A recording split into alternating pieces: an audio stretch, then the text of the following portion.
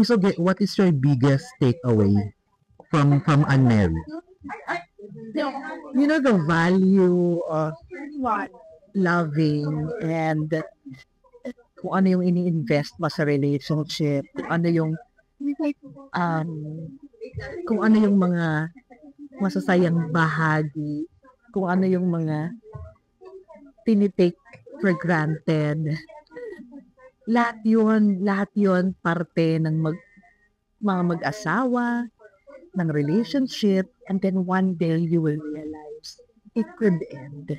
And no matter how hurtful because you were hurt or no matter how painful, nandun pa rin yung pain na bakit pinireport at saka bakit gusto natin tapusin ito at bakit naaapektuhan ng mga tao na sa paligid natin.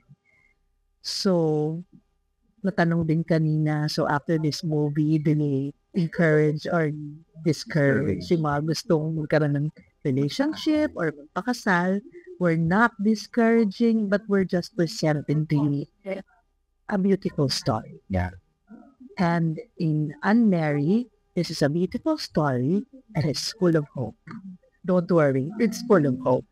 Bilang theater actress, ang talino mo from UP. Hindi naman matalino. Bagay na bagay sa'yo yung role bilang abogado. Anong pinaka na-enjoy ka dun sa process na pagiging abogado dito? As an annulment lawyer ka dito, ha?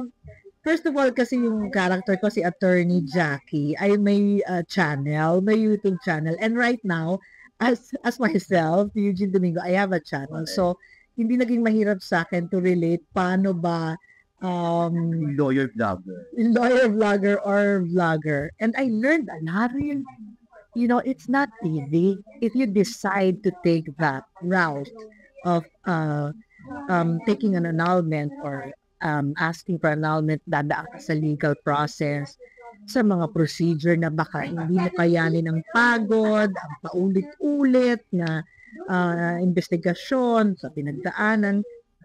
But if you are decided to have your freedom once again, kailangan mong daanan. Ang importante lang naman dito, saan ka magiging proud na yes, kahit napagod ako, pinagdaanan ko, I'm happy I have my own voice, like Angelica said, and my freedom, and I'm ready to love again, or I am more whole as a person now because I heard myself.